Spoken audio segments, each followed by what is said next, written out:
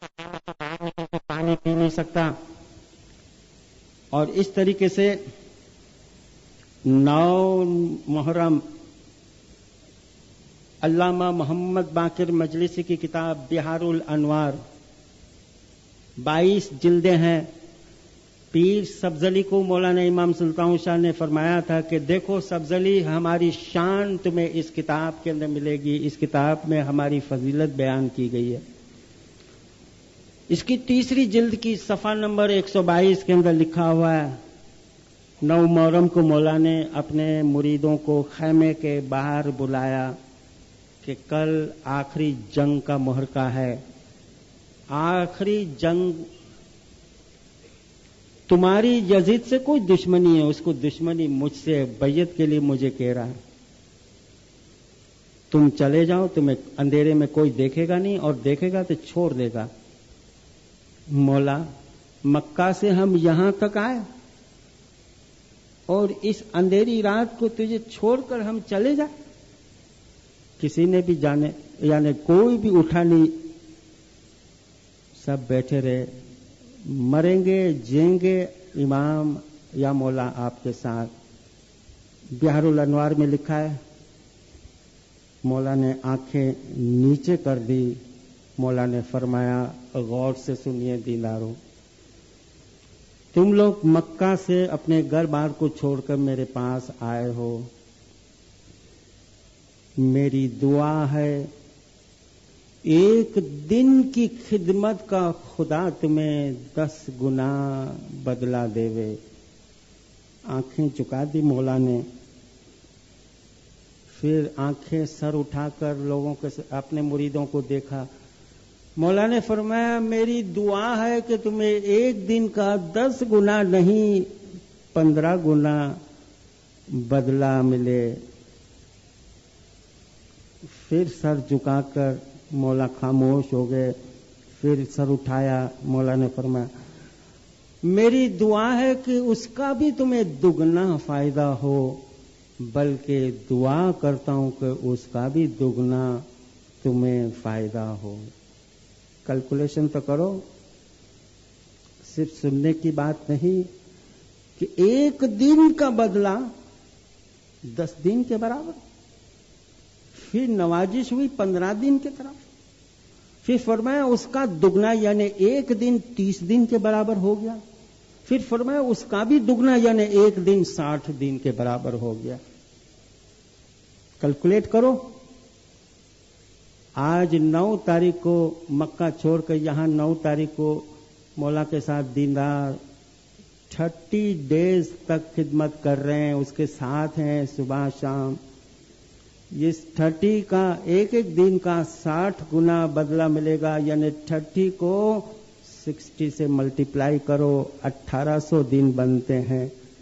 1800 دن کا مطلب یہ ہوا 60 مہینے، اور 60 مہینے کا مطلب ہے 5 سال. بامبے کے اندر 23 نومبر 1967 میں 5 بار سال کی منڈلی کو مولا نے فرمایا یاد کرو میرے آباء و اجداد کے زمانے میں فدائیوں نے کربلا کے میدان میں جو خدمت 12 سال کی پیش کی تھی، آج وہی خدمت تم زمانے کے امام کو پیش کرتے ہو. 10 تاریخ ہو گئی صبح،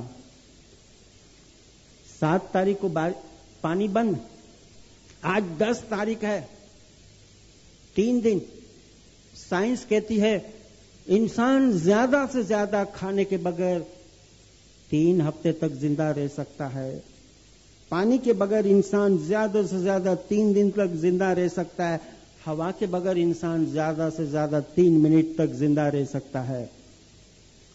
آج یہ حالت ہے مولا کے 72 مریدوں کی. ان کے اوپر تلوار چڑھے یا نہ چلے تو قدرتی موت مرنے والے ہیں. 3 دن کے بعد تو پیاسے مرنے والے تھے.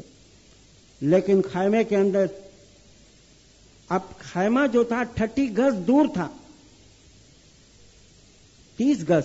आप ऑक्स बे और सेंट पीट जाते हो ना, तो समंदर से आपकी जो हट है वो 60-65 गज दूर होती है, लेकिन वहां पर तो 30 गज दूर थी।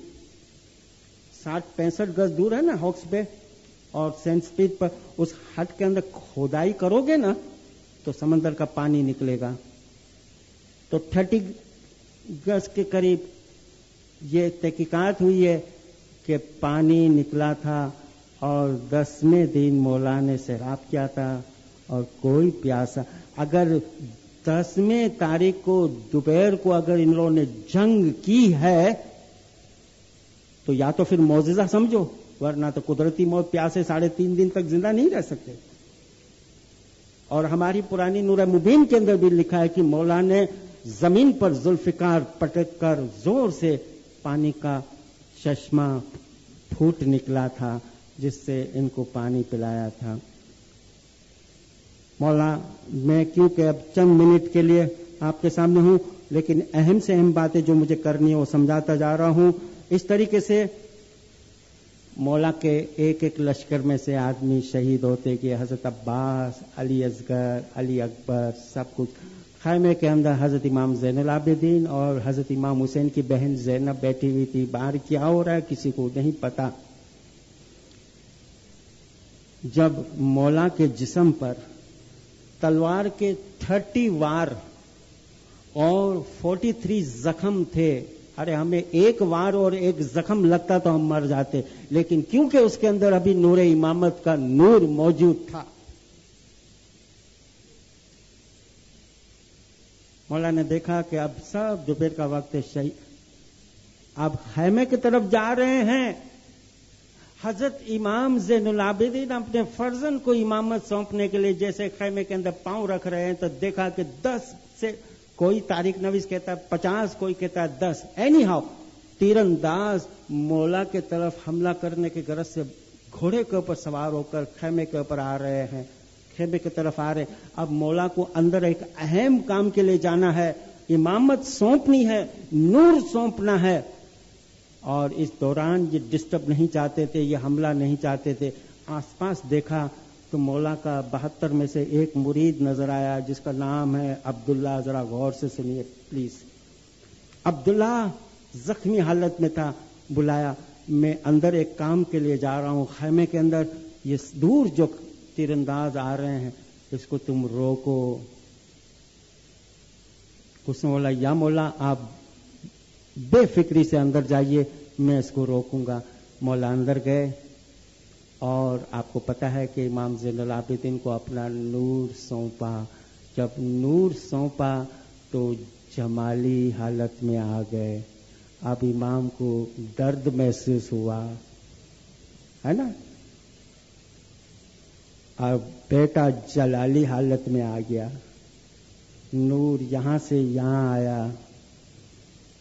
मौला जैसे बाहर निकले तो किसी ने कहा 10, किसी ने कहा 50, वो तीरंदाजों की लाशें पड़ी हुई थी।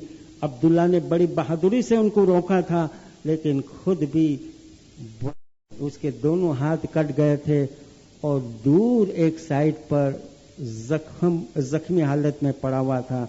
मौला ने यहां वहां देखा, आवाज दी, अब्दुल्ला कहां हो?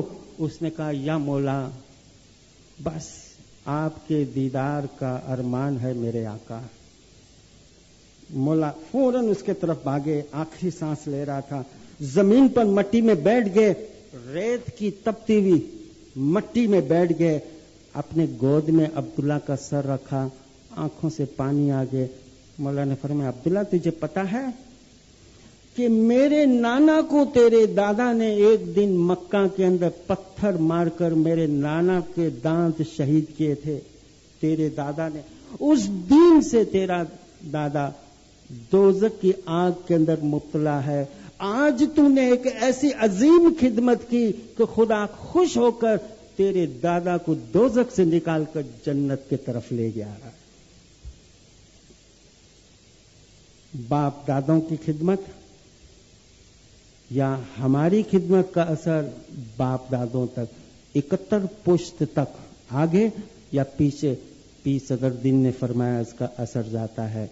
چاہے خدمت کا، چاہے دسون کا، چاہے دین کا۔ حضرت امام حسین عبداللہ کا سانس پورا ہو گیا، اس کو زمین پر رکھا، اٹھے اور تلوار بازی کی اور امام کو گھوڑے سے گرایا گیا، اور امام سلطان محمود شاہ نے بمبے میں 17 اکتوبر سن 1885 میں فرمایا، مولا نے فرمایا کہ جب مولانا امام حسین کو گھوڑے سے گرایا گیا اور شمر نے مولا کے اوپر تلوار جب چڑھائی تو مولانا امام حسین نے یہ فرمایا، دیکھیں فرمان کے اندر ہے کہ شمر میں نے تو شہادت کو قبول کر دی مگر تو جلد بازی کیوں کر رہا ہے؟ مولا نے فرمایا کہ شمر نے یہ جواب دیا کہ یا حسین میں اس لیے جلد بازی کر رہا ہوں کہ جلدی جلدی میں آپ کو قتل کر دوں، کیونکہ اس وقت اذان ہو رہی، کہیں میری نماز قضا نہ ہو جائے۔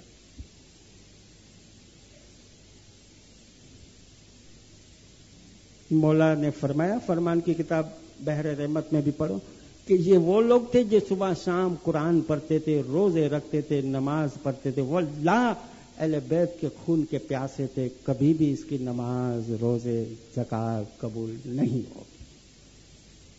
کیسے دشمن تھے! اور اس طریقے سے حضرت امام نے شہادت قبول کر دی، تلواریں سب کی گر گئی، حیران ہو گئے۔ دوپہر کا وقت تھا، کتاب لوح والمرجان کے اندر علامہ محمد باقر نے یہ فرمایا، لکھا ہے دوپہر کے وقت آندھی آئی، طوفان آیا، لوگوں نے سوچا کہ زلزلہ آیا ہے، کہیں قیامت تو نہیں آئی، لیکن تھوڑی دیر کے اندر سب ٹھیک ہو گیا۔ خود کتاب کے مصنف کہتے ہیں کہ اس لیے سب ٹھیک ہو گیا کیونکہ کربلا کے میدان میں اس وقت زمانے کے امام زین العابدین حیات موجود تھے، اس کے قدم مبارک تھے، اس لیے یہ سب ٹھیک ہو گیا۔ اہل بیت کے خاندان کو اس طرح لایا گیا شام کے وقت، جس کو غریبوں کی شام، شام غریباں کہتے ہیں، ہم تو نہیں کہتے، کوفہ میں لایا گیا، اور یہ وہ کوفہ والے تھے امام حسین کو کہتے کہ یا امام ہم آپ کے ساتھ ہیں۔ یزید کی جب تلوار چلی تو یزید کو کہا نہیں نہیں ہم تو آپ کے ساتھ ہیں۔ اب بتاؤ، مولانا رومی نے چمگادڑ کی مثال دی ہے، جنگل کے اندر ایک دن پرندے اور جانور کے بیچ میں جنگ ہوئی، اس میں پرندے جیت گئے، جانور ہار گئے، تو یہ جو چمگادڑ تھا یہ بھی جس کے پاس پڑ ہے درخت پر بیٹھا تھا، تو پرندوں کی فتح ہوئی، جانور بھاگ رہے تھے، ایک ایک جانور کو پکڑ کر پرندے مار رہے تھے۔ چمگادڑ کو کہا کہ تو بھی پرندہ ہے اور تو بھی جانور ہے، کیوں کہ تو اپنے بچے کو جانور کی طرح دودھ پلاتا ہے۔ اس نے کہا ایسی اگر میرے میں علامت ہے تو کیا ہوا، لیکن ہوں تو پرندہ نا، کسی جانور کے پاس پر ہے، دیکھو میرے پاس پر ہے، میں تو تمہارے ساتھ ہوں، یعنی پرندہ ہوں۔ تو اس نے کہا ٹھیک ہے۔ اب دوسرا راؤنڈ جب جانور اور پرندوں کا ہوا، اس میں جنگ میں اب پرندے ہار گئے، جانور جیت گئے، تو یہ چمگادڑ بھی درخت کے اوپر بیٹھا تھا، تو جانوروں نے اس کو پکڑا، بتاؤ کہ بھائی تو پرندہ ہے کیونکہ تیرے پاس پر ہے۔ اس نے کہا پر ہے تو کیا ہے، لیکن کوئی پرندہ اپنے بچوں کو دودھ پلاتا ہے؟ ہم پلاتے ہیں، ہمارا تعلق جانور سے۔ جانوروں نے کانفرنس کی کہ بات تو صحیح ہے، چھوڑ دو۔ اب تیسرا راؤنڈ جب ہوتا ہے تب مولانا روم نے کہا کہ پرندے اور جانور کے بیچ میں کمپرومائز ہو گیا، تو چمگادڑ کو پکڑ کر اور اب بتاؤ کون ہو، کس کے ساتھ ہو، اس کو الٹا پکڑ کے درخت کے اوپر لٹکا دیا۔ دو علامتیں اس میں سے ظاہر ہوئی، مولانا روم کہہ رہا ہے ایک سورج کی روشنی اس کی آنکھ میں پڑی، اس دن سے لے کر سورج کو دیکھتے ہوئے بھی سورج کی روشنی سے چمگادڑ محروم ہے نا بھائی۔ نمبر 2، بظاہر اس کو دیکھو گے تو بالکل سیاہ رنگ کا ہوگا، آپ سمجھ رہے ہو نا؟ اس کی علامت بتائی، اس رنگ کا نظر آئے گا کہ جو امام کو بلا کر امام کے ساتھ دھوکہ کیا. اور امام بی بی زینب جس کے بارے میں یہ لوگ رونا پیٹنا شروع کیا اور یہاں تک باتیں کر رہے ہیں کہ ان کی چادریں اتاری گئی, بے عزتی کی گئی. کس میں طاقت تھی کہ بی بی زینب کی چادر اتارے؟ کسی میں طاقت تھی؟ ایک دن کی بات ہے کہ حضرت رسول اللہ مدینہ میں بیٹھے تھے. لوگوں نے دیکھا کہ 11-12 بجے دوپہر کا وقت تھا, سورج آسمان پر نظر نہیں آیا. حالانکہ ایک بھی بادل نہیں تھا مگر سورج غائب تھا. لوگ سمجھے کہ یہ قیامت کی علامت ہے, نشانی ہے. سب رسول اللہ کے پاس بھاگتے ہوئے آئے. یا رسول اللہ, کہیں قیامت تو نہیں آئی؟ سورج نظر نہیں آتا آسمان پر. تو رسول نے فرمایا کہ نہیں ایسی کوئی بات نہیں ہے. آگے سے حضرت امام حسین گزر رہے تھے. بیٹا ادھر آنا, دیکھو چھت پر چلے جاؤ. تمہاری بہن بی بی زینب صبح سے قرآن کی تلاوت چھت پر کر رہی ہے, اتنی مصروف ہے کہ اس کو خود کو ہوش نہیں ہے. تھوڑی سی چادر سر سے ہٹ گئی ہے, سورج شرما رہا ہے. امام حسین نے بھی جا کر بہن کی سر سے چادر ذرا ہٹی تھی, اس کو صحیح کر کے واپس نیچے آیا. لوگوں نے کرشمہ دیکھا, سورج نظر آیا. ارے تھوڑا سا چادر ہٹ جائے تو سورج نکلنے سے انکار کر دے, اور یہ کوفہ والے اور یزید بے عزتی کرے اور سروں سے چادر اٹھائے تو کیا بخشے جائیں گے؟ جنگ بار کے اندر مولانا امام سلطان شاہ نے 20 اگست 1899 میں فرمایا, کربلا کی جنگ ہوئی جس میں شمر نے امام حسین کو شہید کیا, لیکن یہ بات غلط ہے کہ اہل بیت کی بے عزتی کر کے ان کے دوپٹے اتار کر یا ان پر ہاتھ اٹھایا گیا. یہ ان کی طاقت نہیں تھی. اگر ایسا کرتے تو وہ پتھر بن جاتے. غلط ہے بات. ہم سوگ نہیں مناتے یعنی ہم لوگ اسماعیلی زندہ امام کو مانتے ہیں, رونا پیٹنا نہیں. دیکھو سلیم آباد کی جماعت خانے کے اندر کوئی رونا پیٹنا اس لیے نظر نہیں آتا کہ کوئی کالے ڈریس کے اندر نظر نہیں آتا, لیڈیز میں خاص کر کے. کیونکہ کالا ڈریس جب پہنے ہم جب سوگ مناتے ہوں, جب ہم سمجھے کہ ہمارا امام مردہ ہے. خاص کر کے میں جماعت خانے کی بات کرتا ہوں, اور کی بات نہیں کرتا ہوں. مگر کیا ہے کہ ہم زندہ امام کو مانتے ہیں. مولا امام زین العابدین نے توبہ کرنے والے کوفاؤں کو اپنے سے الگ کر دیا. یہ توابون سے نام سے مشہور ہوئے اور دمشق لائے گئے. پھر بعد میں ریٹائر لائف اس نے مولا نے مدینہ میں گزاری. اس دن سے ہم دیکھتے ہیں امام نے سیاست میں حصہ لینے سے انکار کر دیا. حالانکہ مختار سقفی, عبداللہ بن زبیر وغیرہ نے سب نے ہمت کی بنی امیہ یزید کے خلاف جنگ کرنے کی غرض سے, بدلہ لینے کے لیے امام کا ساتھ لینے کے لیے کافی آفر کی, لیکن ناکام ہوئے. کسی میں ہمت نہیں تھی کہ کربلا کی ہسٹری لکھے. جب بنی امیہ کا خاتمہ 132 ہجری میں ہوا, لوگوں میں ہمت آئی, اس کے بعد ہسٹری لکھی گئی. یعنی واقعہ کربلا کے 150 سال کے بعد ہسٹری لکھی گئی کربلا کی, جبکہ کوئی زندہ نہیں تھا. کہانیوں کی صورت میں ہم دیکھ رہے ہیں. اینی ہاؤ, میں آخری میں اور بالکل 2 منٹ کے اندر میں اپنا لیکچر کنکلوڈ کروں گا, لیکن اس کے اندر یہ بتاؤں مولانا امام زین العابدین اپنی امامت کے دوران مدینہ میں بڑی شانت سکون زندگی گزارتے تھے. دینداروں, ہمارے امام زین العابدین کی زندگی میں سے ایک تو چیز ایکوائر کرو. مولا فرماتے تھے شکر کا طریقہ. ہم شکر کب کرتے ہیں؟ اپنے مریدوں کو مدینہ میں بتایا, کھانا کھانے کے بعد شکر کرتے ہیں. مولا کرتے تھے کہ نہیں, کھانے سے پہلے شکر کرو.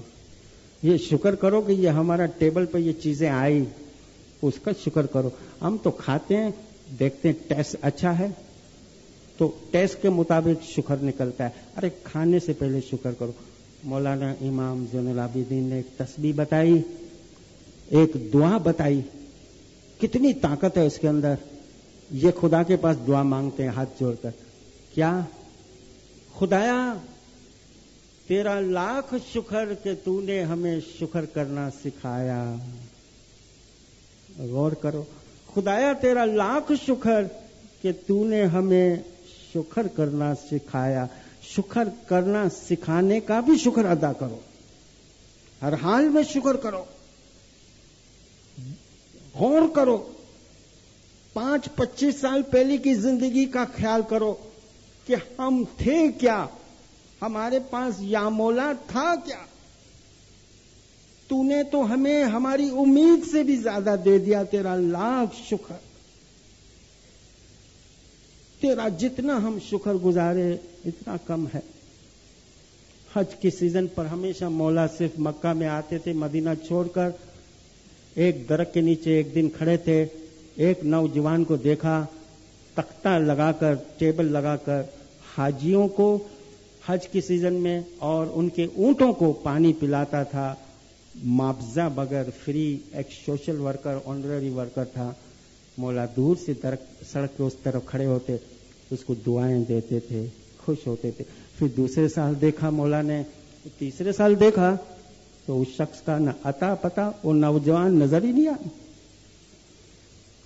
मौला ने आसपास निगाह की कि वो नौजवान जो हमेशा हाजियों को हज की सीजन पर पानी पिलाता, आज इस सीजन में मैं देखता हूं इस दरख्त के नीचे कोई नहीं। कहां गया वो लड़का? बुला के लाओ। जब उसको बुलाया तो उसने, मौला ने पूछा क्या बात है, इस साल किसी को पानी नहीं पिलाओगे? मौला, मैंने 2 साल तक तो पानी पिलाया मगर मेरा दिल टूट गया। क्यों, क्या बात है? इसलिए कि पानी पीने वाले पानी तो पी जाते हैं, लेकिन आज तक किसी ने मेरा शुक्र अदा नहीं किया, कोई थैंक्स नहीं मानता था, इसलिए मेरा दिल टूट गया। मौला ने फरमाया बस इतनी सी बात, बस इतनी सी बात। देखो, अपनी गर्दन की ये चमड़ी को खींच कर बताया। देखो, यहूदी हो, मुसलमान हो या जानवर हो, जो पानी पीता है ना, इसका ये हलक, कंठ, थ्रोट ये ठंडा होता है, दुआ यहां से निकलती है। ये ठंडा हुआ, गोया दुआ निकली। अगर इसने तुझे थैंक्स अदा नहीं किया तो क्या तू वही अल्फाज इन जानवरों से भी उम्मीद रखते हो? नहीं, ना जानवर तेरा थैंक्स अदा करेंगे, ना इंसान। डजंट मैटर, तुम अपना काम करो। जिसका हलक ठीक ठंडा हुआ वही चीज। दीनदारों, ये रिवायत, ट्रेडिशन दुनिया में हमारी इस्माइली कौम के अंदर है। हमारे बच्चे चाहे शूज कंपनी में हो, बाहर सड़क पर पानी, वॉलंटियर लेडीज जेंट्स, पानी कंपनी में हो, कोई कंप्यूटर साइंस पढ़ता है, कोई इंजीनियरिंग में है, कोई कॉमर्स का है, कोई डॉक्टर है। हमारे गंदे बारिश के अंदर कीचड़ में आने वाले ये जूते चप्पल संभालते हैं। है दुनिया में किसी कौम में ऐसी स्पिरिट? ये किसको देखकर संभालते हैं? मौला को देखकर। वरना और कौम के अंदर ऐसी स्पिरिट थी, क्योंकि इनको पता है कि ये शुक्र अदा करे या न करे, इमाम देख रहा है। सड़क के ऊपर देखो, बाहर हमारी हिफाजत करने के लिए वॉलंटियर खड़े हैं, चाहे कोई इसको हाँ करे या ना करे बेचारे को, मगर वो मौला को देखकर। और मौला ने इसको अश्योरेंस दी 1934 के अंदर, लास्ट एंड वेरी लास्ट। मौलाना इमाम सुल्तान शाह बम्बई तशरीफ लाए।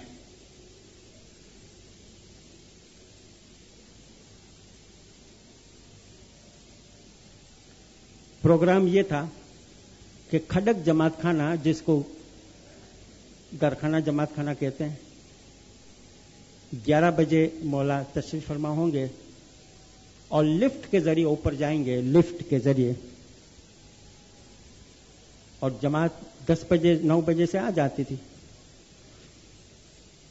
11 بجے مولا آئیں گے، لفٹ سے رائٹ ہینڈ سائڈ پہ لفٹ ہے. اور یہ پروگرام بنایا تھا لیفٹیننٹ کرنل اعتمادی پیر محمد مادانی اور عبداللہ جعفر A.J. لکھپتی کا یہ پروگرام تھا، والنٹیئر کا. ان لوگوں کی میں نے اپنی کتاب 101 اسماعیلی ہیرو کے اندر ان کی بایوگرافی کا ذکر کیا ہے، کیا ان کی خدمت تھی.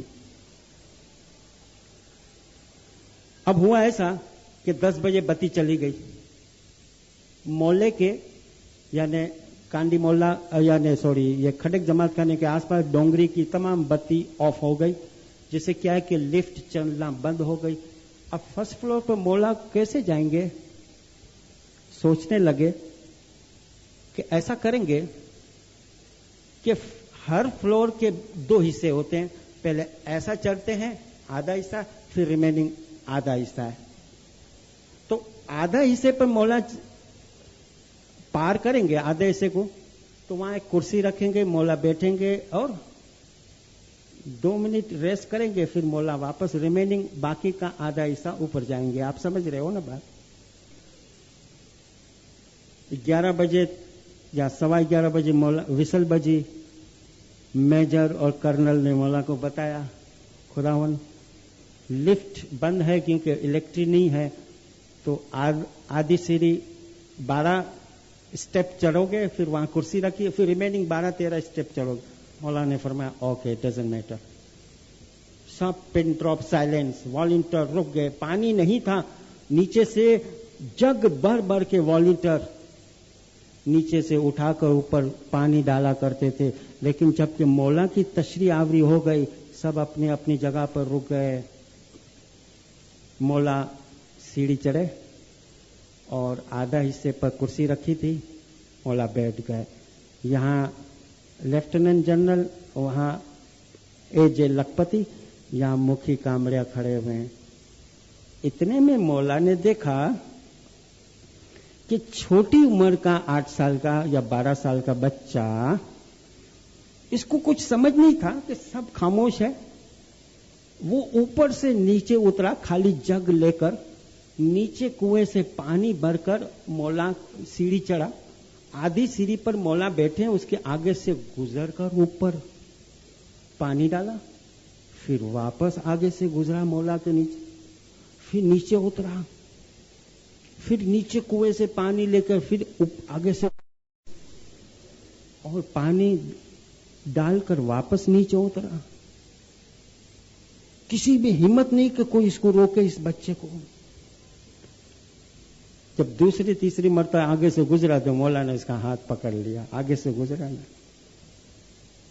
اب مولا کہنا چاہتے کہ بیٹا تیری سائز سے بڑا یہ جگ ہے. مولا نے فرمایا کہ یہ اتنا بڑا جگ پانی کا بھرا ہوا، اب اوپر سے نیچے آیا تو ظاہر ہاتھ میں جگ خالی تھا. کیا تم اکیلے بھرتے ہو؟ حالانکہ 2 مرتبہ تو مولا نے دیکھ لیا، لیکن پوچھ رہے ہیں کیا خود اٹھا کر نیچے سے اوپر جاتے ہو؟ جی خداوند میں خود اٹھاتا ہوں. کیسے اٹھاتے ہو؟ وہ اوپر سے چھلانگ مار کے نیچے اترا، جگ کنویں سے پانی بھرا، ڈبل مارچ اوپر چڑھا، بھرا ہوا پانی کا دکھایا. مولا کو کہا ایسے. شاباش شاباش. ہاتھ پکڑ لیا، بھرا ہوا جگ والنٹیئر کو دے دیا. مولا اوپر چڑھے، فرسٹ فلور پہ آئے، یہ بچے کا ہاتھ پکڑا ہوا ہے. جماعت مولا کو دیکھ کر سلواتے پڑی، حیران ہو گئے کہ ہاتھ میں مولا نے ایک چھوٹی عمر کے بچے کو اپنے ساتھ لے.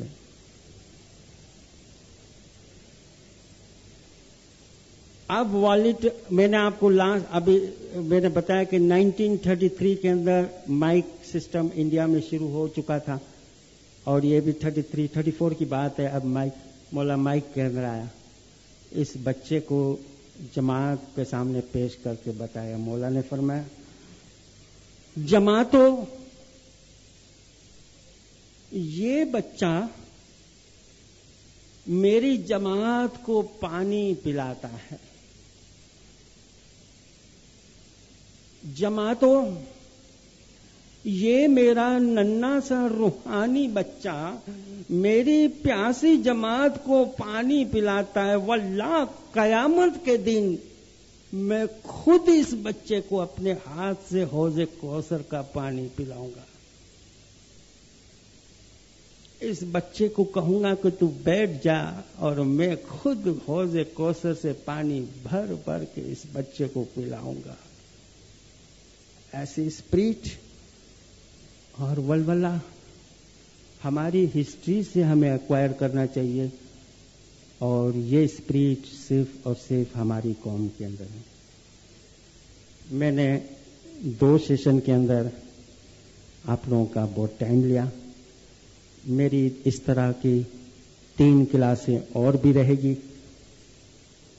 जमात सलीमाबाद जमात में कितनी खुशी की बात है कि अगले महीने हम लोग इमाम की 46वीं इमामत के मौके पर कितना अच्छा जश्न मनाएंगे। मौला को न जाने क्या क्या नजराना पेश करेंगे। माफ करना, छोटा मुंह बड़ी बात। मेरे लेक्चर में आपने कई चीजें इशारे में सुनी। हमें तौबा करनी चाहिए। मौला को खुश करने का है तो सिर्फ तौबा से काम नहीं चलेगा।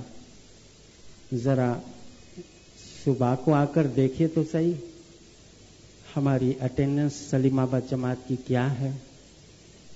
कितना अफसोस होता है। मोहब्बत का ये तरीका है कि फिजिकली हम सुबह शाम जमात खाने आए। आज 29 तारीख है। 12 दिन तक और उसके बाद मौला से आज इरादा करे, अहद करे कि या मौला,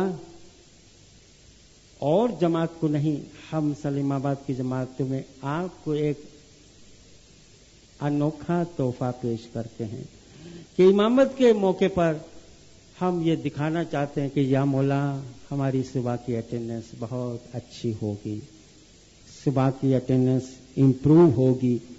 अगर वाकई सुबह की अटेंडेंस इंप्रूव हो गई, मैं समझता हूं इस वक्त की ये डिमांड है, इससे बढ़कर और अच्छा तोहफा नहीं हो सकता। ये मेरी पर्सनल आपसे रिक्वेस्ट है। आप लोगों ने, जमात के अफराद ने मुझे गौर से सुना। मुफ्ती साहब वैसे भी अमर गादी पे हैं, उनकी इजाजत से आप सबका मैं शुक्र अदा करता हूं। मौला के हुजूर में दुआ गुजारी करता हूं।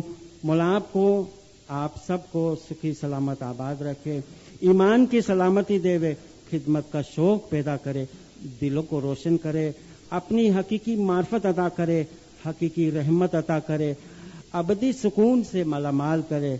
मौला बदियों से बचाए। मौला जान माल औलाद में बरकत दे। मौला अपनी रूहानी गोद में जगह देवे, अपनी मोहब्बत में रखे, अपनी याद में रखे, अपनी मीठी नजरों में रखे, अपनी पनाह में रखे, अपनी हिफाजत में रखे, अपने कब्जे में रखे, अपनी रहमत में रखे। हमारी आरजू व उमंगें पूरी करे। मौला नाउमीदी से बचाए, कर्ज, बीमारी और टेंशन से बचाए, सब्र से मालामाल करे, आपको बरकतें देवे, तंदुरुस्ती देवे, मोहताजी से बचाए, अपना ज़ाहिर बातूनी नूरानी दीदार नसीब करे। गत जमात के आए जिंदा सलवात पर अल्लाहुम्मा सल्ली।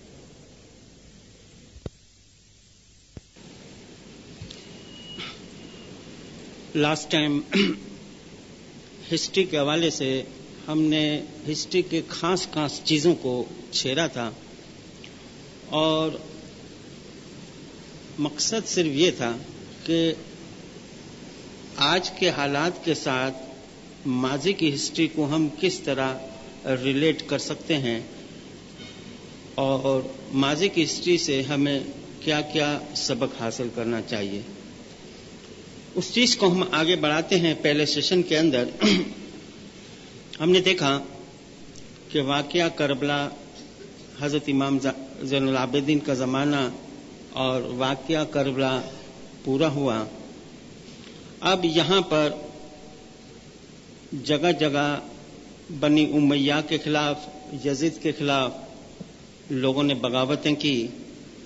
ایک گروپ توابن تھا سلیمان بن سرود کی قیادت میں، جو توبہ کرنے والے تھے، جنہوں نے امام حسین کو خطوط لکھے، اور جب امام حسین آئے تو کوفہ میں اپنے اپنے گھروں میں بیٹھ گئے، اور بعد میں توبہ کرنے کے لیے یہ باہر آئے، پیٹنے لگے، رونے لگے، لیکن امام ان سے دور رہے.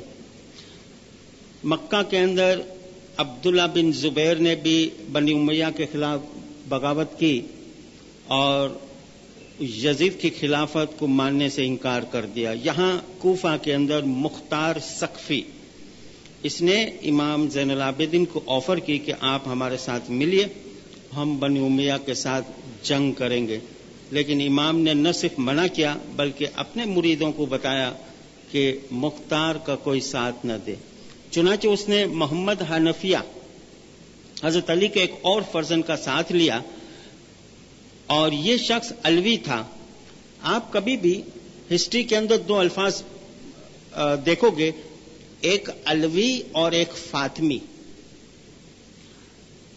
باپ علی ہو، ماں فاطمہ ہو، ایسی اولاد کو فاطمی کہتے ہیں. باپ علی ہو، ماں بی بی فاطمہ کی جگہ کوئی اور ہو تو اس اولاد کو علوی کہتے ہیں. محمد حنفیہ فاطمی نہیں تھا، علوی تھا. نہ تو اس نے امام حسین خون کے بدلے کے لیے نہ تو کوئی سواری کی، نہ عروج کیا، اور یہ قید خانے میں اس نے زندگی گزاری تھی. اس کے بارے میں جتنی بھی باتیں ہیں سب من گڑت ہے. اور ہجری سن 80 میں اس کا انتقال ہوا. اس کی مزار بھی کوفہ کے اندر ہے. اب بنی امیہ اس وقت پاور میں تھے، چاروں طرف علوی اور فاطمی یا الگ الگ فرقے کے لوگ بنی امیہ کے خلاف تلواریں اٹھا رہے تھے، بغاوتیں کر رہے تھے. ایسی صورت میں اتنے سخت تھے بنی امیہ کے، کسی کے اندر یہ ہمت نہ ہوئی کہ واقعہ کربلا کی ہسٹری لکھے. یہ تو بنی امیہ کا جب خاتمہ ہوا ہجری سن 132 میں، اس کے بعد یعنی واقعہ کربلا کے نہ جانے 70-80 سال کے بعد کربلا کی ہسٹری لکھی گئی، جبکہ اس کو دیکھنے والا ایک بھی موجود نہیں تھا. اور جس طرح آج ہمارے سامنے بیان کیا جا رہا ہے، اس طرح جیسے کرکٹ کی رننگ کامنٹری ہو رہی ہے، آنکھوں دیکھا حال بیان کیا جا رہا ہے، جیسے خود بیٹھے ہوئے مولوی صاحب کربلا میں اور بیان کر رہے ہیں. یہ سب من گڑت باتیں ہیں. ہسٹری کس نے لکھی سوال پیدا ہوتا ہے. جو کربلا میں موجود تھا، کون موجود تھا؟ امام زین العابدین اور بی بی زینب. ان کی 4 روایتیں صرف ملتی ہے. باقی وہ لوگ جو بنی امیہ کے لشکر میں تھے 10,000، جو توبہ کی اور بعد میں ہسٹری لکھی. ہسٹری ان کی لکھی ہوئی ہے. اینی ہاؤ، امام زین العابدین کے زمانے سے اماموں نے سیاست سے کنارہ کشی کی، اور اب ہمارا پیریڈ آتا ہے حضرت امام محمد باقر اور امام جعفر صادق کا. عیسوی سن 713 میں یہ تخت امامت پر جلوہ افروز ہوئے. حضرت امام محمد باقر العلم،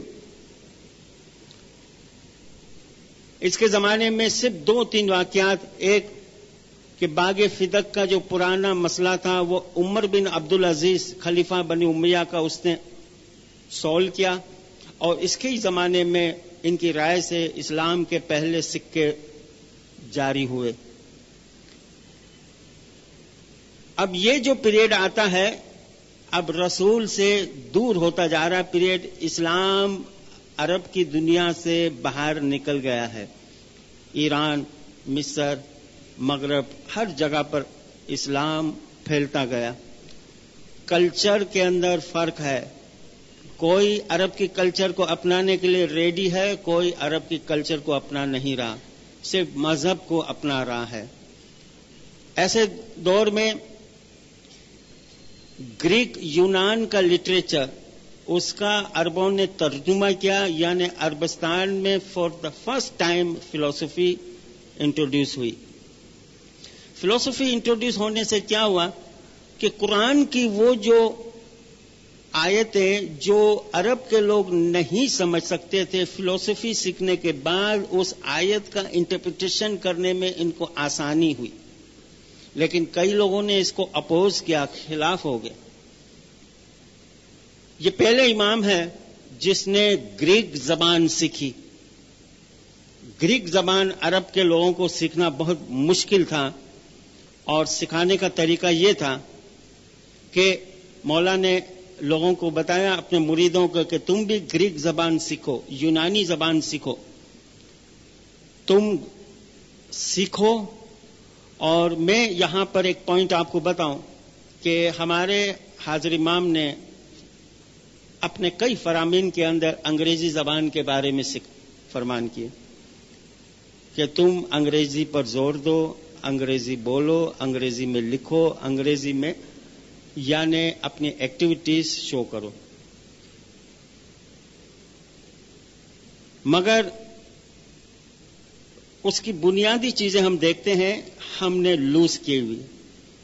امام نے کیا فرمایا، اس کا اشارہ سمجھے.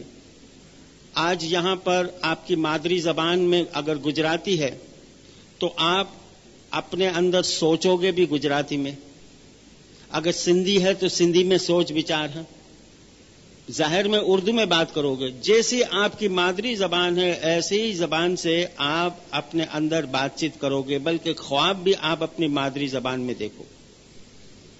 اس لیے آپ نے مادری زبان سیکھی بھی نہیں لیکن بول سکتے ہو، مہارت ہے. کیوں؟ اس لیے کہ آپ اپنی مادری زبان میں سوچتے ہو. اس لیے امام نے فرمایا، you speak in English, you right in English and you think in English. تم سوچ بچار بھی اپنے اندر انگریزی میں کرو، کیونکہ اگر جھوٹے سینٹنس اگر بولیں گے تو کوئی سنے گا نہیں، کوئی ہنسے گا نہیں. تو اپنے من میں اگر ہم انگریزی میں بات چیت کریں گے تو اس پر عبور حاصل ہوگا. اور یہی چیز ہمارے امام محمد باقر نے یونانی زبان سیکھنے کے سلسلے میں اپنے اسٹوڈنٹ کو یہ بتایا تھا کہ تم یونانی میں بات کرو، یونانی میں سوچو اور یونانی میں لکھو. اس زمانے میں مولا نے امامت اور تقیہ کیا چیز ہے اس کا کانسیپٹ اپنے مریدوں کو سکھایا. فلسفی آنے سے اب اسلام کی باتوں کے اوپر طرح طرح کے سوالات کھڑے ہوتے گئے. یہ پیریڈ ہے جس پیریڈ کے اندر حدیثیں جمع کی گئی. بخاری، مسلم، ترمذی، ابو داؤد، نسائی، ابن ماجہ، ایسے 6 شخص نے حدیثیں جمع کی. 4 سنی کے بڑے فرقے بھی عروج پر آئے، حنفی، شافعی، ملکی اور حنبلی. ان میں سے سب سے بڑا آج دنیا میں سنیوں میں سب سے بڑا جو فرقہ ہے حنفی ہے. پاکستان میں حنفیوں کو بریلوی بھی کہتے ہیں. حنبلی فرقہ جو ہے سنیوں کا، اس کا آج جنرک نیم جو ہے وہ اہل حدیث ہے یا وہابی ہے. اور اس میں سے جو ایکسٹریمسٹ ٹائپ کا جو گروپ ہے وہ ہے دیوبندی، جو آپ نے دیکھا افغانستان میں تھا.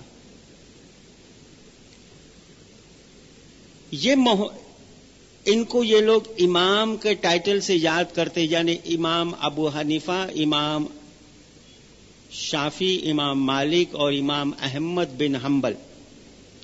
ان میں سے سب سے بڑا امام ابو حنیفہ، امام محمد باقر کے زمانے میں امام محمد باقر کے پاس 2 سال تک تعلیم لی تھی. اور ظاہر اور باطن چیز کیا ہے یہاں سے ہمیں سمجھ میں آتا ہے. ایک دن امام محمد باقر اپنے گھر سے باہر نکلے. جیسے گھر سے باہر نکلے ہاتھ میں ایک چھڑی تھی, ایک لکڑی تھی. اس لکڑی کی مدد سے آہستہ آہستہ مدینہ کی بازار سے گزر رہے تھے. اتنے میں ابو حنیفہ نے امام کو دیکھا, فوراً امام کے پاس آیا. یا امام, ماشاءاللہ آپ جوان ہو, آج آپ کے ہاتھ میں لکڑی چھڑی, اس کی ضرورت کیوں پڑی؟ تو مولا نے فرمایا کہ نہیں ایسی کوئی بات نہیں, دراصل یہ میرے نانا کی لکڑی ہے, یعنی رسول اللہ کی لکڑی ہے. آج میرا جی چاہا کہ میں پیٹی سے نکالوں اور اس کو لے کر باہر سیل کے لیے نکلوں. یہ رسول اللہ کی لکڑی ہے, آپ کے نانا کی لکڑی ہے. اس نے امام کے ہاتھ سے وہ لکڑی اٹھائی, اپنی پیشانی پہ رکھی, اپنے آنکھوں پہ رکھی اور بار بار اس کو چومتا گیا, کیونکہ یہ رسول کی لکڑی تھی. جب بار بار اس کو پیشانی پر رگڑ رہا ہے, اس کو چوم رہا ہے, تب امام محمد باقر نے اس کے کندھے پر ہاتھ رکھ کے کہا کہ اے ابو حنیفہ,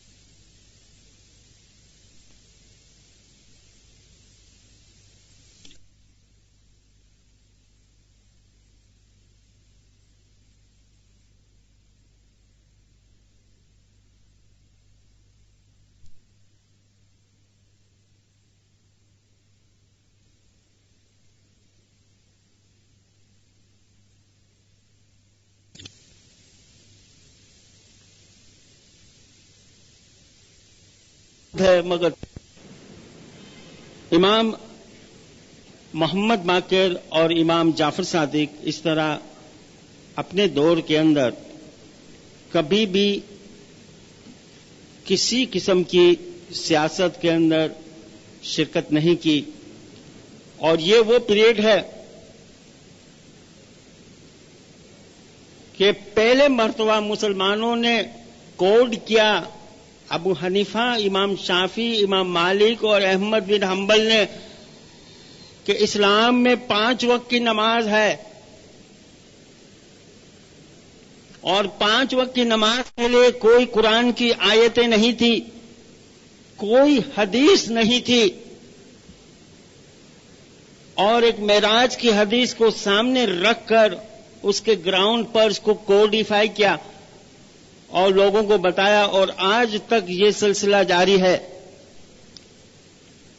اس کو فائنل ٹچ دیا گیا, مگر چاروں کے بیچ میں اختلافات تھا, اور سب اختلافات ظاہری چیزوں کے اوپر. ایسا ہونا چاہیے, ایسا ہونا چاہیے, یہ رسول کی سنت ہے, یہ رسول کا طریقہ ہے. رسول نے ایسا کہا, اس نے کہا نہیں ایسا کہا. بس رسول کو ایک سنت کا ایک ایسا فوبیا لگ گیا کہ اس سے یہ ہٹتے نہیں تھے. اور آج بھی آپ دیکھتے ہو یہی چیز ہمارے ملک کے اندر ہم دیکھتے ہیں. میں آپ کو مثال کے طور پر بتاؤں, میرے ساتھ بھی ایک واقعہ ہوا کئی سالوں پہلے, جب یونیورسٹی کے اندر اسلامک ہسٹری کا لیے جایا کرتا تھا,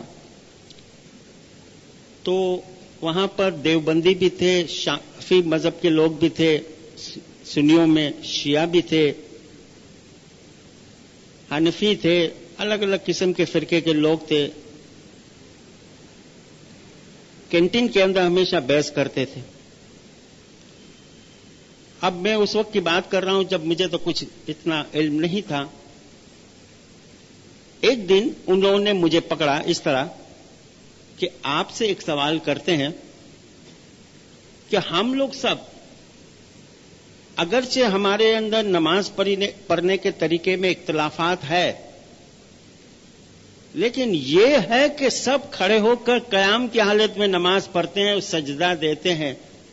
آپ واحد اسلام کے فرقے ہو کہ بیٹھ کے دعا پڑھتے ہو, نماز پڑھتے ہو.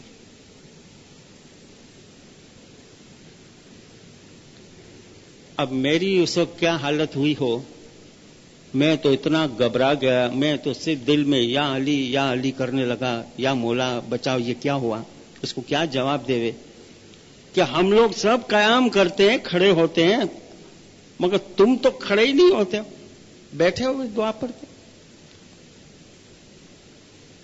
میرے ذہن میں چیز آئی اور میں نے جواب دیا کہ یہی سوال ہم نے ہمارے امام سے کیا تھا۔ ہمارے امام سے ہم نے سوال کیا کہ ہم جب قیام کرے تو شیعہ لوگ ہاتھ چھوڑ دیتے ہیں، سنی لوگ ہاتھ ناف کے اوپر رکھتے ہیں، شافعی کہتے ہیں کہ ہاتھ ناف کے اوپر ہو، حنبلی کہتے ہیں کہ ناف سے تھوڑا اوپر ہو، مالکی کہتے ہیں کہ الٹے ہاتھ کے اوپر سیدھا ہاتھ ہونا چاہیے۔ عرب کے اندر ایک اور فرقہ وہ کہتا ہے کہ کھڑے ہو کر ہاتھ نہ چھوڑو نہ باندھو، بازو کے اوپر ہاتھ رکھو، کیونکہ رسول کی یہ سنت ہے، رسول نے ایسا کیا تھا۔ تو ہم نے ہمارے امام کے پاس ریکویسٹ کی کہ یا مولا، یعنی میں نے یہ جواب دیا کہ یا مولا، ہم قیام کی حالت میں کھڑے ہو تو ان میں سے کون سا طریقہ اپناوے؟ تو ہمارے امام نے فرمایا کہ بھائی ان کو آپس میں ڈسکس کرنے دو، جب تک یہ ڈسکس کر کے ایک فائنل کنکلوژن پر نہ آئے تب تک تم بیٹھ کے دعا پڑھو۔ تو ان لوگوں نے مجھے کہا کہ بھائی یہ تو ہم قیامت تک یہ ہمارا اختلافات ختم نہیں ہوگا، تو میں نے کہا فکر مت کرو، ہم بھی قیامت تک اٹھنے والے نہیں۔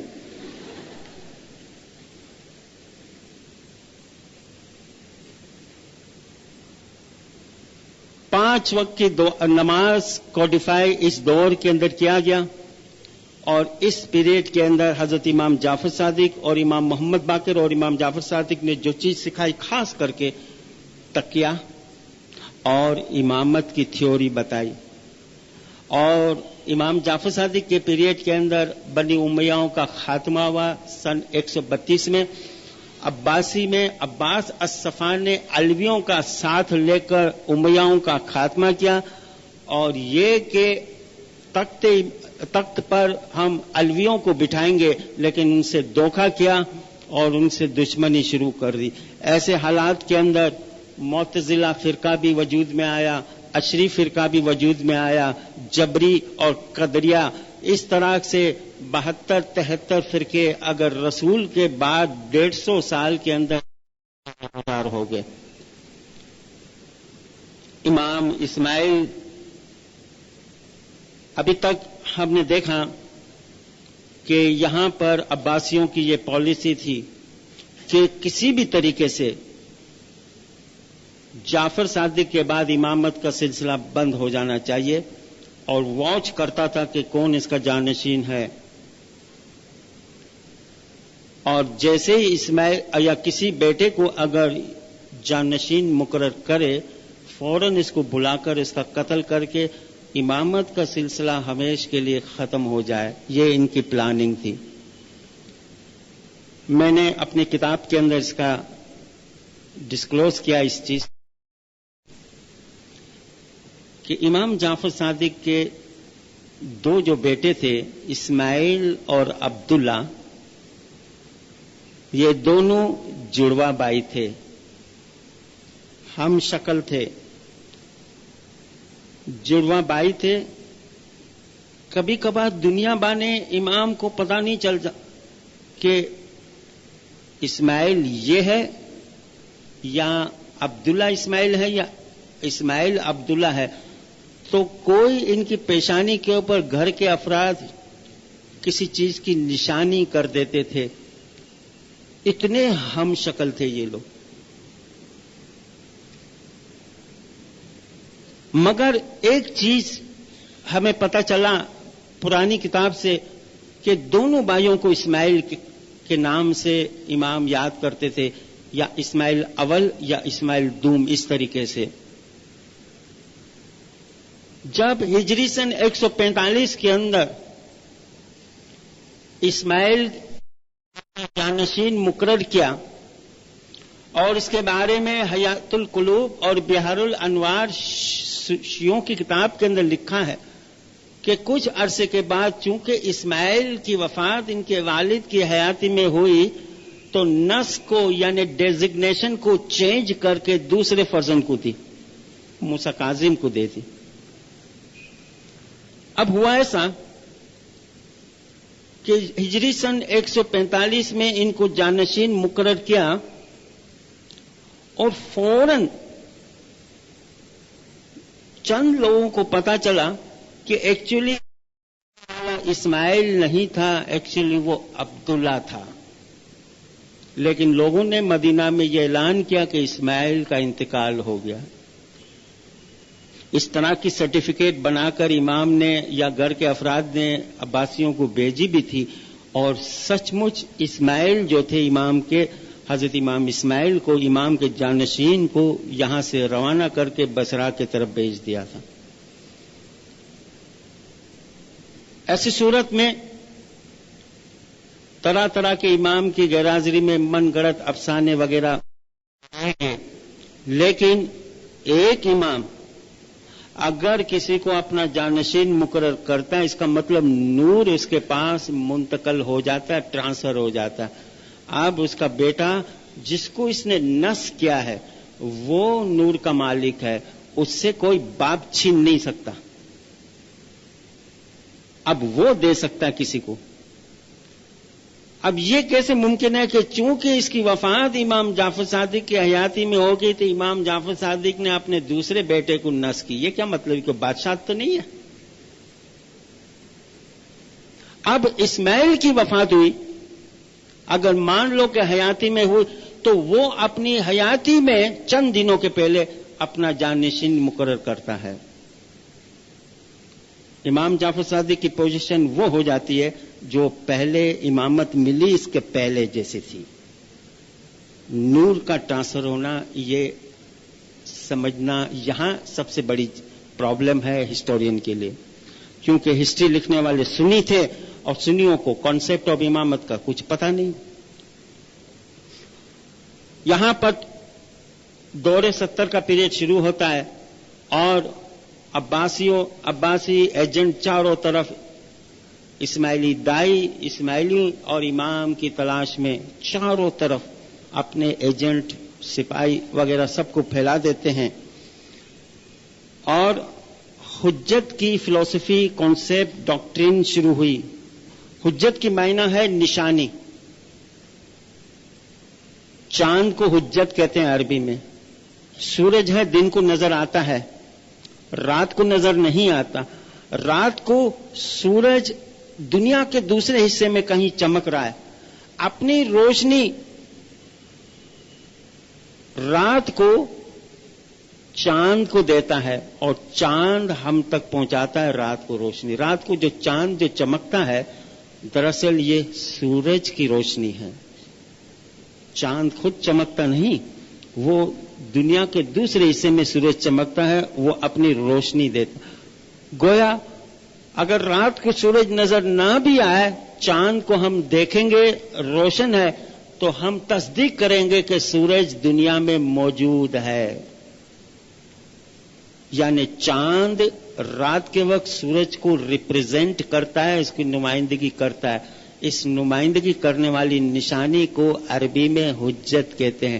امام دنیاوی طور سے لوگوں کو نظر نہیں آتے تھے، اپنے جگہ جگہ پر حجت روانہ کیے۔ حجت کو دیکھ کر اسماعیلی یہ مانتے تھے، ایمان لاتے تھے کہ کسی نہ کسی دنیا کے کسی نہ کسی علاقے پر امام حیات اور موجود ہے، کیونکہ حجت کو دیکھ کر ہی، کیونکہ حجت کا امام سے ڈائریکٹ تعلق ہے۔ تو امام کبھی رائے، اہواز، نیہاون، خوجستان، فرغانہ اور سلمیہ کے اندر الگ الگ علاقے میں، گاؤں میں مولا مسافری کرتے تھے، مریدوں سے چھپ کر ملتے تھے۔ لیکن عباسیوں کا زور کتنا ہوتا تھا، اس کا ظلم کتنا ہوتا ہے، یہ ہمیں اس وقت کی ہسٹری سے اور بعد کے کچھ ایسے روئنس ہمیں ملے ہیں۔ مثلا دمشق سیریا کا ایک اخبار ہے الباس، اس نے ایک رپورٹ شائع کی تھی 28 اکتوبر 1966 میں. اس نے یہ لکھا کہ سلمیا سے 150 میل نارتھ میں کھدائی کا کام ہو رہا تھا. پیٹرول کی لائن بچھائی جا رہی تھی، اس لیے کھدائی کا کام ہو رہا تھا. کھدائی کے درمیان حکومت کے لیبر اور انجینئر کام کرتے تھے. کھدائی کے درمیان کچھ انسانوں کے ڈھانچے ملے، ہڈیاں ملی زمین کے اندر سے. کھدائی کا کام جاری تھا، پائپ لائن بچھانی تھی، لیکن جیسے جیسے کھدائی کرے تو ان کو پتا چلا یہ تو انڈر گراؤنڈ ایک پرانا قبرستان ہے. ایسی 382 انسان کی کھوپڑی اسکلز دریافت ہوئی. ہو جاتا ہے کبھی کبھی کھدائی کے درمیان ایسی چیزیں مل جاتی، مگر یہ کھوپڑیاں جو انسان کی ملی وہ عجیب قسم کی تھی کہ جوتے کے اندر ہم جو کیل لگاتے ہیں وہ کیلیں چبھی ہوئی تھی اس کھوپڑی کے اوپر. ایک بالخصوص کھوپڑی انسان کی ملی جس کے اوپر سر پر 151 کیلیں چبھی ہوئی تھی. یہ تو بڑے ڈر گئے کہ یہ کس قسم کے لوگ تھے، یہ کیسا قبرستان ہے. کھدائی کا کام روکا دیا. آثار قدیمہ کے دمشق کی جو یونیورسٹی میں جو آثار قدیمہ کے جو انجینئر تھے ان کو بلایا گیا. ان لوگوں نے ریسرچ کیا. 2 مہینے 3 مہینے کے بعد ان لوگوں نے ایک رپورٹ شائع کی اور یہ پتا چلا کہ یہ دور 70 کے اسماعیلی دائیوں کا قبرستان ہے. ان پر عباسیوں نے اس طرح ظلم کیا، ان لوگوں نے اپنی جانیں دے دی لیکن اپنا ایمان نہیں چھوڑا. اتنی تکلیفیں اٹھائی، ایک کل تو چبھے ہمیں، پن چبھے تو ہمیں. یہ ایسی کیلیں ان کو زندہ ان کے سروں پر ٹھوکی گئی اور اتنی اذیتیں پہنچائی، لیکن جان دے دی لیکن دین نہیں چھوڑا. ہم دیکھتے ہیں کہ امام اسماعیل، امام محمد بن اسماعیل، امام وفی احمد، امام تقی محمد اور امام رضی عبداللہ، یہ پورا دور 70 کا پیریڈ ہے. مولا جہاں جاتے خاص کر کے امام وفی احمد کے بارے میں کہتے ہیں ایک دن امام ایک گاؤں سے گزرے، ہاتھ اٹھایا، دعائیں دی، فاتحہ پڑھی، دعائیں دی. امام کے ساتھ جو مرید تھے پوچھا یا امام آپ نے کس کے حق میں دعائیں دی، کس کے حق میں فاتحہ پڑھی، یہاں تو ہمیں کچھ نظر نہیں آتا. مولا نے فرمایا اس گاؤں کے اندر میری ایک خاتون تھی، مرید تھی، جس کا ہسبینڈ خاوند سنی تھا، غیر اسماعیلی تھا، لیکن اس خاتون کو مجھ پر ایمان تھا. اس پر بڑے ظلم ہوئے، بڑی تکلیفیں اٹھائی، مر گئی. پیچھے کسی نے بھی نماز جنازہ نہیں پڑھی. آج ہم یہاں سے گزرے ہیں، ہماری اس روحانی بچی کے حق میں ہم نے دعا مانگنا ضروری سمجھا ہے. ایسے واقعات ہسٹری کے اندر ہمیشہ ہوتے رہتے ہیں کہ کسی کی بیوی اسماعیلی یا خاوند اسماعیلی، ایسے واقعات کے اندر دین کو پالنا بڑی ایک ٹرائل ہے، پرکھ ہے دینداروں. 1914 کے اندر زنزبار کی جب مولا نے مسافری کی تھی امام سلطان محمد شاہ نے، مولا ایک اسماعیلی کاؤنٹ کے بنگلے میں قیام کیا تھا. वहां पर मौला मेहमानी का काम वन बाय वन अटेंड कर रहे थे। बाहर वॉलंटियर थे, पीसफुल माहौल था। वॉलंटियर ने देखा एक गाड़ी वहां से गुजरी, सीधा इमाम के बंगले के पास, जिस बंगले में मौला मेहमानी अटेंड करते थे। एक खातून बाहर निकली, काले रंग के बुरखे में थी, सीधा बंगले में दाखिल हुई। अपना बुरखा नीचे एक टेम्पररी शूज कंपनी बनाई थी, वहां पर रखा। वॉलंटियरों ने इसको रोका, लेकिन ये जबरदस्ती अंदर गई और बंगला के ग्राउंड फ्लोर के अंदर मौला मेहमानी का काम कर रहे थे। मौला की अचानक उस खातून के ऊपर नजर गई। मौला ने वॉलंटियर को इशारा किया, इसको आने दो। ये औरत इमाम के पास जाकर कुर्सी के नीचे बैठ गई। इतनी रोई कि लोग देख न सके। इंसान का पत्थर दिल हो न वो भी पिघल जाए, इतना ये मौला के पास रोई। जब नॉर्मल हुई, मौला ने इसके सर पे हाथ रखा। मैं इस खातून के बारे में बताऊं, इसका नाम सुगराबाई था और उसने मौला के पास उस अर्ज की कि या मौला, तुझे रोशन है कि मेरा ताल्लुक बम्बे से है। मेरे घर वालों ने एक अशनाशरी के यहां मेरी शादी करवा दी। हम लोग यहां नैरोबी चले आए। आज तक 20-22 साल हो गए, मेरे बच्चे जवान हो गए, किसी को पता नहीं चला कि मैं अंदर से इस्माइली धर्म पालती हूं। बज़ाहिर इनके इमाम बाड़े वगैरह चले जाती हूं, लेकिन या मौला तुझे तो रोशन है कि मैं तेरी रूहानी बच्ची हूं। मेरी मजबूरी ने मुझे इतना जकड़ रखा है कि मैं जमात खाने नहीं आ सकती। आज तक किसी को शक नहीं हुआ। उसके बाद दोबारा इसकी आंखों में पानी आ गए।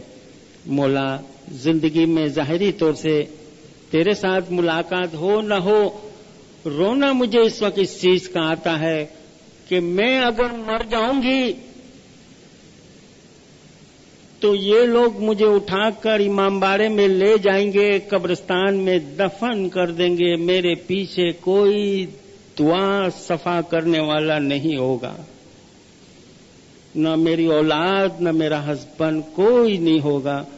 जब वो वक्त मुझे याद आता है, मुझे बड़ा डर लगता है कि कम से कम मेरे पीछे कोई दुआ सफा तस्बीह निकालने वाला कोई नहीं। दीन और दुनिया का मालिक।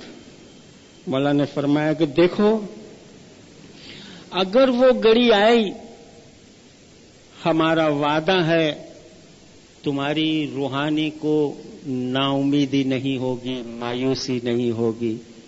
इस चीज की तुझे कोई फिक्र नहीं करनी। मौला ने एश्योरेंस दी, तसली दी। सुगराबाई खामोशी से नीचे उतरी, बुरका पहना, अपनी गाड़ी में बैठकर चली गई। किसी को पता नहीं चला। पहली जंग शुरू हुई 1 सितंबर 1914 से लेकर 1919 के अंदर पहली जंग अजीम शुरू हुई। अगस्त का महीना था 1915 के अंदर। अभी जंग शुरू हो रही है। मौला जिनेवा के अंदर रहते थे, स्विट्जरलैंड के अंदर। सुगराबाई का नैरोबी में इंतकाल हो गया। सुबह को 9 बजे इसका इंतकाल हो गया।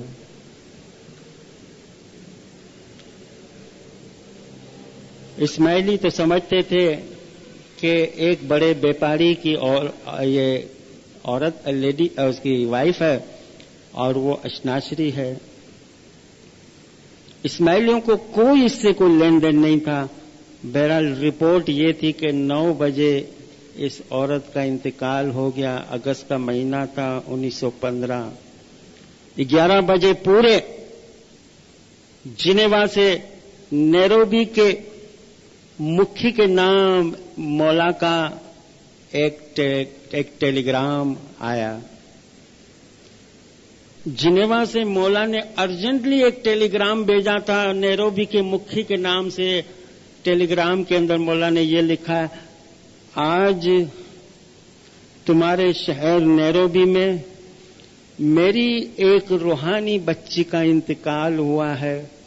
आज शाम को 2 दुआ के बाद तुम जमात उसके हक में दुआ सफा करना और खड़े होकर सलवात की तस्बीहां पढ़ना। खास मौला ने ताकीद करता हुआ ये टेलीग्राम नैरोबी भेजा था। ये टेलीग्राम इस गुनहगार ने अपने आंखों से देखा। पुराने स्टाइल का टेलीग्राम, केबल होता था, और ऐसा ही हुआ, मगर किसी को उस वक्त पता नहीं चला कि ये कौन औरत थी, कौन रूहानी बच्ची थी। लेकिन जब वक्त गुजर गया फिर फाइंड आउट किया। मिशनरी मरहूम गुलाम अली शाह और काउंट पारू वगैरह, उस वक्त इन लोगों ने फाइंड आउट किया, पता चला ये सुगराबाई थी और जो अशनाशरी के घर पर रहती थी, बातिन में मौला की मुरीद थी। तो ऐसी सूरत के अंदर हमारे दौरे सतर की हिस्ट्री हमारे सामने तरह तरह के एग्जाम्पल इवेंट से हमारे सामने आती है। हमें पता चलता है इस दौरे सतर के अंदर सबसे बड़ी चीज, दुनिया की पहली एनसाइक्लोपीडिया लिखी गई कोलेस्ट्रॉल, जिसके बारे में डायबिटिक, ब्लड की ग्रुपिंग और इस तरह की अगर बातें अगर दुनिया में फर्स्ट टाइम अगर जिसने लिखी हो तो वो है किताब अख्वानुस सफा। अख्वानुस सफा किताब जो है दुनिया में सबसे पहले डायबिटीज का इलाज और इसका तरीकेकार बताया। कोलेस्ट्रॉल क्या चीज है इसका तरीका बताया। एटॉमिक एनर्जी क्या चीज है, हैवी वाटर क्या चीज है। पहली एनसाइक्लोपीडिया, और इसको दुनिया के सब लोग जानते हैं, समझते हैं, इसकी स्टडी करते हैं, और अगर नहीं करते तो हम इस्माइली। तो इमाम जाफर सादिक, मौलाना इमाम जाफर सादिक, इनके बाद ये दौर सतर और कई चीजें यहां से हमारे इस्माइल को मानने वाले, इस्माइली मूसा काजिम को मानने वाले नहीं कहते थे कि मूसा काजिम इसका जानशीन है, तो वो शुरू में मूसविया कहलाते थे और 12 तक इनका सिलसिला रुका और 12 को मानने वाले को अरबी में अशना अशरी कहते हैं। हम इस्माइल को माने, इस्माइली कहलाते। मैं आपको ये बताता चलूं कि ईमान और फेथ जो है, इसके साथ इस फेथ और ईमान की हिफाजत के लिए हमारे इस्माइलियों ने दौर सतर में जो कुर्बानी दी थी, इसकी मिसालें कहीं नहीं मिलती। और इस जगह पर लास्ट टाइम भी मौला विजिट की थी सलमिया के अंदर। एक एक जगह पर खड़े होते थे हाजिर इमाम और खामोशी से न जाने क्या पढ़ते थे, क्या कहते थे, कोई शख्स नहीं समझ सकता था। ये सलमिया 50,000 के करीब सलमिया शहर के अंदर इस्माइली रहते हैं। इसकी मिसाल ऐसी है जैसे हुंजा स्टेट। 4 लाख इस्माइली सीरिया के अंदर रहते हैं और सलमिया में सिर्फ 50,000। साथ में ख्वाबी में इस्माइली रहते हैं, कदमोस में रहते हैं, लटाकिया के अंदर रहते हैं, दमिश के अंदर भी रहते हैं, लेकिन सलमिया में अक्सरियत है इस्माइलियों की। ये सलमिया जो है ये असल इस्माइली, हमारा इस्माइली दीन जो है यहां से उरूज। हम लोग तो कन्वर्टेड हैं यहां के लोग, 600 साल पहले, 500 साल पहले, 800 साल पहले, लेकिन सलमिया के इस्माइली ओरिजिनल इस्माइली हैं। इन लोगों ने जो कुर्बानी दी, अभी हमारे कंटेक्ट में बहुत कम आए हैं, लेकिन ये वो लोग हैं कभी भी अपनी रिवायत की प्रायोरिटी किसी को नहीं दी। 50 साल तक हमारी पुरानी दुआ पढ़ते थे ये लोग भी। अभी तक जिस तरीके से हमारी जमात खाने के अंदर कार्रवाई वगैरह होती है, इसी तरीके से कार्रवाई सलमिया, ख्वाबी, कदमूस, कहफ वगैरह में होती है। और ये लोग मौला के पक्के आशिक हैं, मौला के लिए अपनी जान दे देवे, कुर्बानी दे देवे, मौला के सिवाय किसी को न माने। और अक्सर चीजें जो इस्लाम में नहीं और इस्लाम में दाखिल हुई है वो हजरत इमाम जाफर सादिक के जमाने में आपको मिलेगी। चशिया हो, चसनी हो, हर चीज ज्यादातर जिसका ताल्लुक दीन से नहीं वो हजरत इमाम जाफर सादिक के नाम पर मौसूफ किया जाता है, या इमाम मोहम्मद बाकर के नाम से। ऐसे कई चीजें आपको मिलेगी, जैसे इमाम जाफर सादिक के कुंडे कहेंगे, बीवी फातिमा की थारी कहेंगे, रोट कहेंगे, और न जाने इस तरह के कई ऐसे बातें हैं जो हम दुआ के बाद सेकंड सेशन के अंदर कंप्लीटली ये अलग चैप्टर डिस्कस करेंगे। आज मेरा कहने का मतलब ये है कि हम जमाने के इमाम को, दीन और दुनिया के मालिक को हम मानते हैं, और हमारा ताल्लुक हाजिर इमाम से है और कोई चीज से नहीं। लेकिन आज हम इसको वाज़े तौर से डिस्कस करेंगे। ये ऐसे टॉपिक हैं जिसको कोई छेड़ता नहीं, लेकिन आज बड़ी हिम्मत के साथ आपके सामने हम शरीक करेंगे। आज का पहला सेशन में यहां स्टॉप करता हूं, कंक्लूड करता हूं। इंशाल्लाह दुआ गिनान के बाद हम फौरन दूसरा सेशन लंबा इस सब्जेक्ट के ऊपर लेंगे। आपका बहुत बहुत शुक्रिया यार।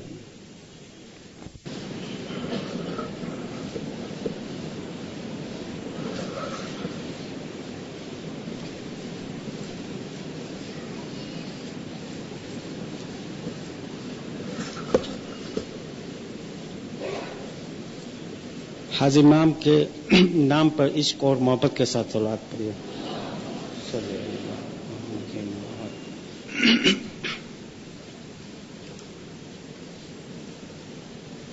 हम हमेशा पी सदरुद्दीन का गिनान बुजनरिंजन के अंदर हम पढ़ते हैं कि लात ही उन जात कहावे जहां की बात कही न जाए, डुबकी ले ले गोता खाए पीर पैगंबर तोय न पाए। दुनिया पैदा हुई, इसके बारे में हमें गिनान के अंदर इल्म दिया गया। ये चौथा कलयुग है। 4 युग हुए, इसके पहले 4 कलब हुए। इसके पहले करण का जमाना था, अंधकार, धंधुकार और हत्ता के कुछ नहीं था, इसको ला कहते हैं। हमारे पास कोई किताब या इंसान की उस वक्त कोई जात या हिस्टोरियन वगैरह मौजूद नहीं था। हमारे पास इसका इल्म कैसे पहुंचा, हमें कैसे पता चले कि क्या फैक्ट एंड फिगर हैं। लेकिन कुरान शरीफ, नबी और इमाम के अक़वाल पर हमें यकीन है, ये नूर मौजूद था। उनसे हमें उस जमाने के मुतल्लिक बातें मिलती हैं।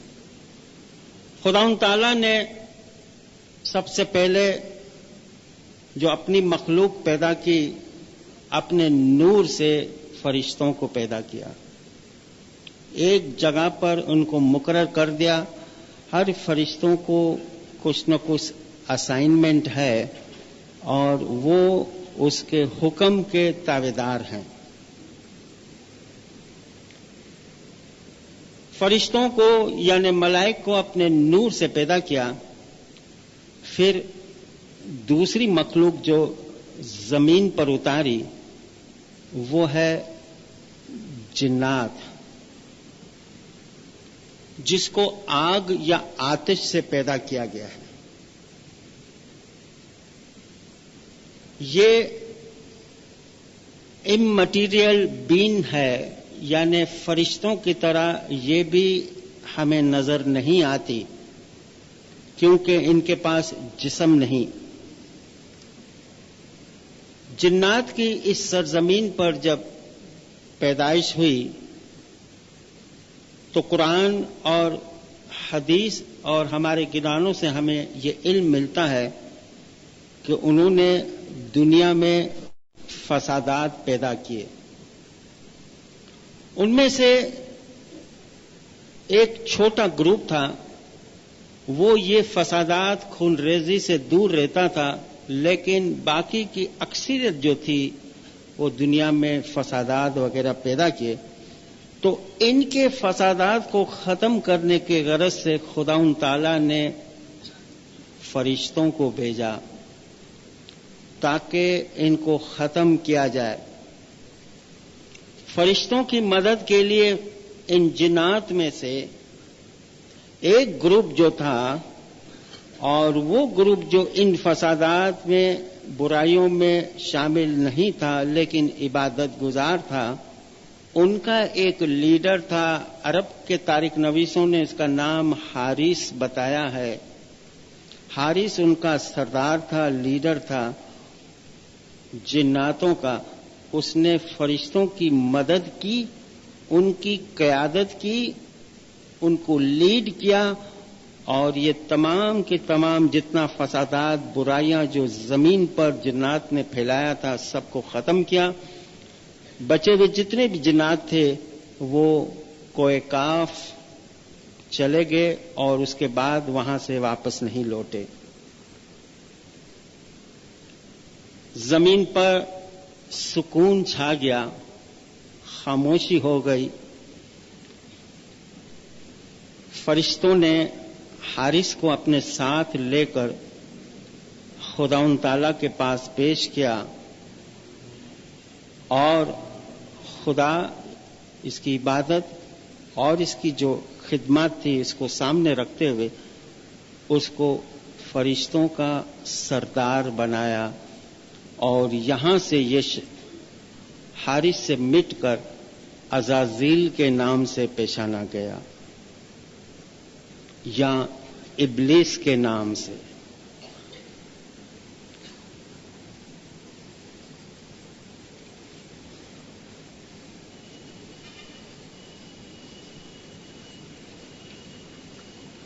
جن جو ہے،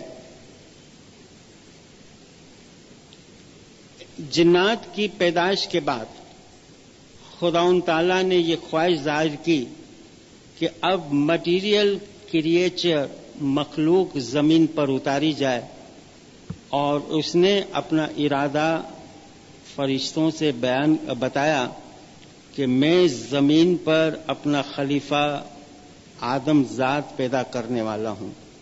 سورہ بقر کی 30ویں آیت کے اندر خداوند تعالیٰ نے یہ بیان کیا ہے، اور جب تیرے پروردگار نے فرشتوں کو بتایا کہ میں زمین پر ایک خلیفہ مقرر کرنے والا ہوں، تب انہوں نے عرض کی کہ کیا تو اس کو مقرر کرے گا جو زمین پر فساد اور خون ریزی کرتے رہیں گے؟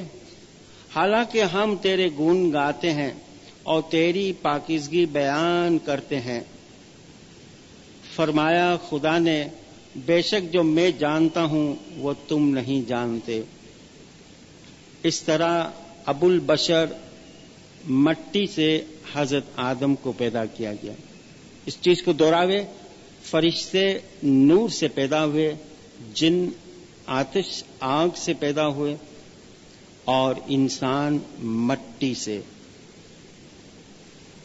جب حضرت آدم کے آگے سجدے کرنے کی جب بات ہوئی تو سب فرشتوں نے حکم مانا سوائے عزازیل ابلیس نے. اس نے کہا کہ یہ مٹی ہے اور میری پیدائش آتش آگ سے ہے، میں اس کے آگے نہیں جھکوں گا۔ چنانچہ خداوند تعالیٰ کی ناراضگی کے ساتھ اس کو ڈھکیلا گیا، اور اب پہلے یہ حارث تھا، بعد میں عزازیل ابلیس کے نام سے پہچانا گیا، اب یہ شیطان کے نام سے پہچانا گیا۔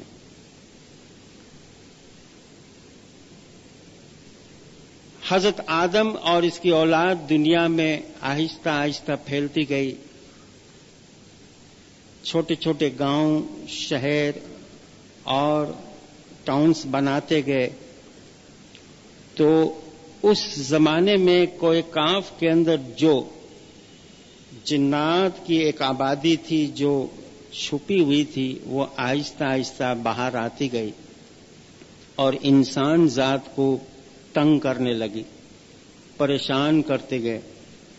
کیوں کہ اب اس کے مقابلے کے لیے وہ حارث نہیں، اب وہ حارث ان کا دوست ہے، وہ بھی انسان کو برگلاتا ہے، اور اس طرح انسان کے اوپر طرح طرح کی مصیبتیں آتی گئی، اور یہ جن یا جنات جو ہے، جو انسان کو نظر نہیں آتا، ان سے بچنے کے لیے یا یہ کیا ہے، اس کے اوپر ہم مزید آگے ڈسکس کریں گے۔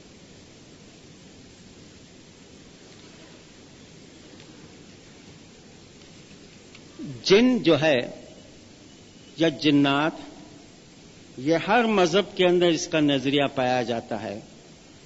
پارسی مذہب کے اندر اس کو دائوا یا دیو کہتے ہیں، بدھسٹ لوگ اس کو سامورا کہتے ہیں، چائنا کا جو مذہب ہے تاؤ مذہب، اس کو کن شین کہتے ہیں، عیسائی مذہب اس کو ڈیول یا ڈیمن کہتے ہیں، یہودی جوڈائزم جو ہے اس کو شدین کہتے ہیں، ہندو لوگ اس کو بت پریت یا پچاش کہتے ہیں، جین لوگ اس کو اسور یا کو دیو کہتے ہیں، اسلام میں اس کو جن کہتے ہیں۔ عربی لفظ جن جو ہے جنہ سے نکلا ہے، جس کی معنی ہے چھپا ہوا، ڈھنکا ہوا، جو آنکھوں سے نظر نہ آئے۔ عرب کے لوگ پردیسیوں کو، فورینر کو بھی جن کہتے تھے، کیونکہ وہ دور دور رہتے تھے اور عرب کے لوگ اس کو دیکھ نہیں سکتے تھے اپنی آنکھوں سے، اس لیے پردیسیوں کو بھی یہ لوگ جن کہتے تھے۔ اب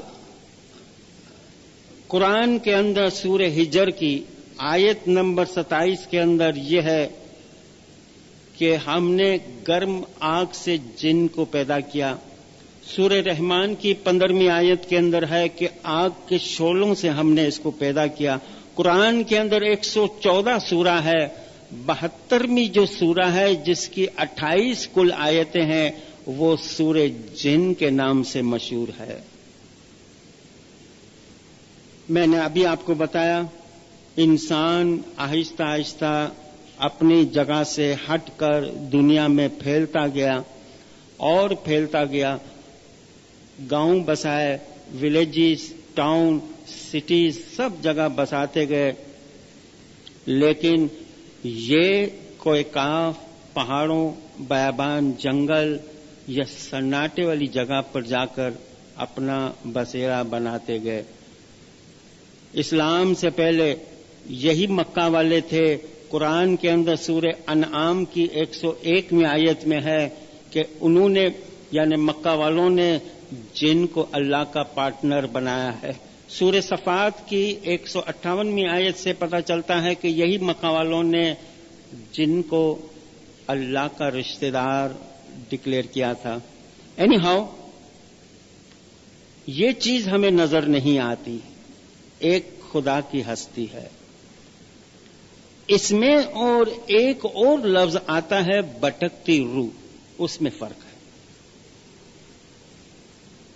چونکہ بھٹکتی روح اور جن دونوں ہمیں نظر نہیں آتے، اس لیے شناخت کرنے میں ہمیں مشکل ہی پیش آتی ہے، اس لیے ایک لفظ ہم لیتے ہیں یا بھٹکتی روح یا جن۔ بھٹکتی روح کیا ہے؟ اس کی کئی مثالیں. ایک مثال میں آپ کو دوں. خدا نے 60 سال کی عمر دی ہو کسی کو، 50 سال کی عمر میں اگر وہ خودکشی کر لے انسان، یعنی خدا کی مرضی سے 10 سال پہلے اس نے دنیا چھوڑ دی، تو باقی کے جو 10 سال ہے اس 10 سال تک اس کی روح دنیا میں بھٹکتی رہے گی. ایسی روح کو بھٹکتی روح کہتے ہیں جس کا جنات سے کوئی تعلق نہیں. بھٹکتی روح کسی کے جسم میں داخل نہیں ہوتی. جنات دوسروں کے جسم میں داخل ہوتے ہیں. کیسے ہوتے ہیں، کیوں ہوتے ہیں، اس کو آپ غور سے سمجھیں. اب ان میں سے اچھی جن ہوتے ہیں اور برے بھی ہوتے ہیں. اچھے لوگ یا برے، لیکن اکثریت ان کی بروں کی زیادہ ہوتی ہے. کس انسان کو یہ ہیریس کرتے ہیں، پریشان کرتے ہیں؟ جس کا دل کمزور ہو، جو حد سے زیادہ ظاہر پرست ہو، جو وہمی ہو، اور بالخصوص اسماعیلی نقطہ نظر سے جس کا ایمان کمزور ہو.